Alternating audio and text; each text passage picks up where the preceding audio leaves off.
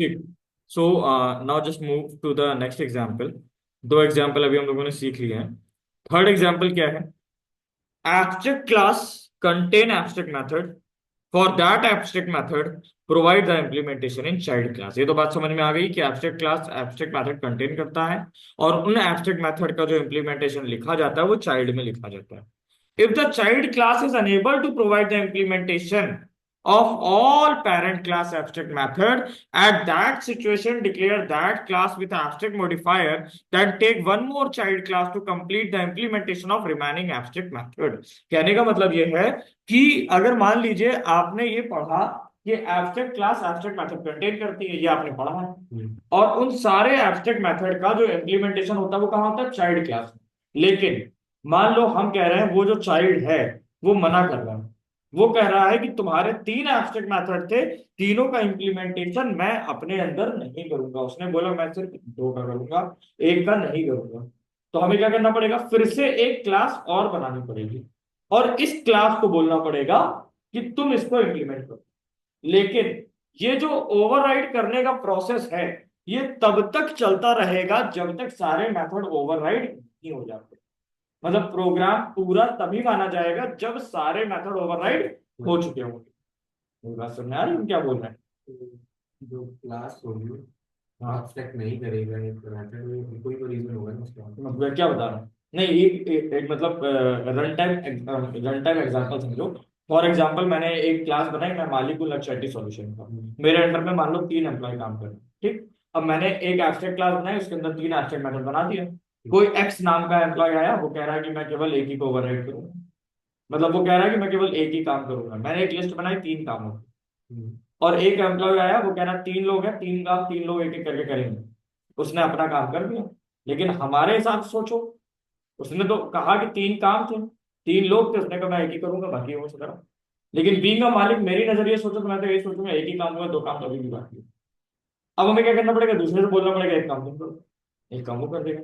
फिर मेरे नजरिए सोचो, अभी भी एक काम बाकी है, तो वो एक काम किससे कराएं? किसी और से कराएंगे। यानी ये प्रोसेस तब तक चलता रहेगा जब तक हमें सारे मेथड यानी सारा काम हम खत्म नहीं कर देते। मतलब समझ आ रही बात का? यानी कि it is possible to declare multiple child class but at final complete the implementation of all method. कह रहा है जितनी मर्जी उतनी चाइल्ड क्लास बनाओ, 100 बनानी है 100 बनाओ, 1000 बनानी है 1000 बनाओ, लेकिन एट लास्ट तुम्हारे सारे मेथड्स का इम्प्लीमेंटेशन हो चुका हो, इस बात का करें इस काम को। मतलब समझो, मैं कह रहा हूं टेस्ट नाम की क्लास थी, उसके पास चार एब्स्ट्रैक्ट तीन एब्स्ट्रैक्ट मेथड, एक नॉर्मल मेथड है। अब ये जो टेस्ट वन आया, पूरा लॉजिक नीचे का हटा देते हैं, ऊपर का रख के सिर्फ एक एग्जांपल उठाया तो उसी बेस पे हम सब कुछ कर रहे हैं। मान लो हम कह रहे हैं क्लास टेस्ट वन आई, उसने बोला कि मैं एक्सटेंड कर रहा हूं टेस्ट को। कर लो भैया, ये थोड़ी लगेगा। अब इसने बोला, टेस्ट वन ने क्या किया? टेस्ट को एक्सटेंड कर लिया। टेस्ट के पास कितने एब्स्ट्रैक्ट मेथड है? तीन। कितने नॉर्मल है? एक। टेस्ट वन के पास क्या हुआ? सेम वही चीज है, एक्सटेंड किया है, तीन एब्स्ट्रैक्ट आ गए, एक नॉर्मल आ गया। वो कह रहा है मैं एक काम करता हूं, मैं एक को इम्प्लीमेंट कर लूंगा। उसने M1 को इम्प्लीमेंट किया और इसने क्या किया कि M1 का लॉजिक लिख दिया। यहाँ पे हम लिख देते हैं M1 मेथड लॉजिक। बट ये कह रहा है कि M2 और M3 मेरी जिम्मेदारी। अब अगर टेस्ट वन के नजरिए से सोचो तो उसके पास कितने नॉर्मल मेथड है? दो। कौन कौन से? M1 और M4 नॉर्मल। टेस्ट वन के पास नॉर्मल कितने हैं? दो। कौन कौन? M1 और M4। एब्स्ट्रैक्ट कितने हैं? दो, M2 और M3। क्या मेरी बात सबको समझ में आई? ऑनलाइन वालों यहां तक कोई दिक्कत? बट अगर देखा जाए, टेस्ट वन जो है वो भी तो एब्स्ट्रैक्ट हो चुकी है, क्योंकि इसके पास दो एब्स्ट्रैक्ट हैं। यानी इसके आगे भी एब्स्ट्रैक्ट तो लगाना पड़ेगा। मेरी बात समझ आई?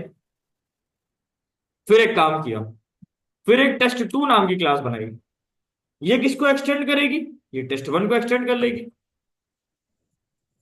किसको एक्सटेंड कर रही है? टेस्ट वन को। समझ गया ना? इसने बोला टेस्ट टू को क्या मिला? टेस्ट टू को दो नॉर्मल मेथड मिल गए, दो एब्स्ट्रैक्ट मिल गए। इसने बोला मेरे पास दो एब्स्ट्रैक्ट है, एक काम करते हैं, एक एब्स्ट्रैक्ट का लॉजिक हम लिख लेते हैं। समझ गए? अब अगर इस टेस्ट टू के नजरिए से सोचो तो तीन नॉर्मल हो गए, लेकिन एक एब्स्ट्रैक्ट अभी भी बचा है। तीन नॉर्मल कौन कौन से? M1, M2 और M4। अब टेस्ट थ्री आई। समझ गए ना? टेस्ट टू पे आपसे को लगेगा। हाँ, टेस्ट टू में भी एब्स्ट्रैक्ट लगेगा क्योंकि एक एब्स्ट्रैक्ट तो उसके पास बचा है ना। वेरी गुड, सही से समझ रहे हो, very good, well done. Test three किसको एक्सटेंड करेगी? टेस्ट टू को। ठीक है। इसने बोला एक काम करते हैं, इसका लॉजिक, टेस्ट थ्री को क्या मिला?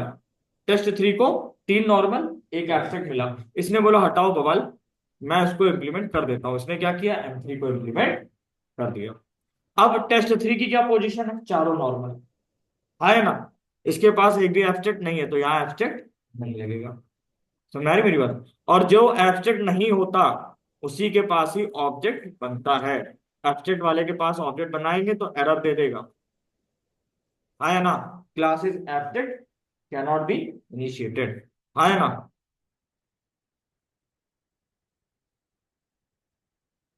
समझ मेरी बात?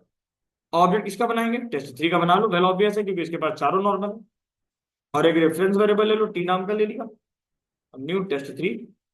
अब इसी के रेफरेंस वेरिएबल सारे मेथड एक्सेस कर लो क्योंकि चारों तो इसके पास आ ही गए।